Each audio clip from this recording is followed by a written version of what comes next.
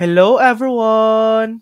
In this video, I'm going to show you how to change your GrabHub driver region step by step.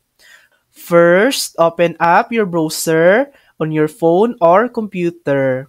Search for GrabHub Submit a Request and click the first link to the driver support page.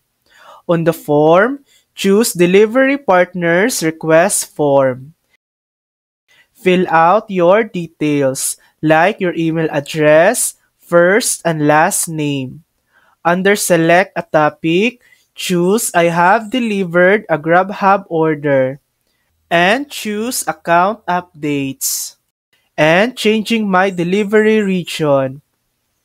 Select a reason for your region change. For example, current region is closing, moving to a new address, and other personal reasons.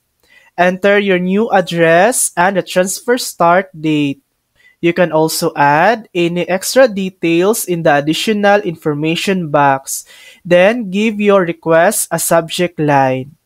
Now just wait for GrabHub to review your request. They'll send you an email once your region change is approved or if they need more information.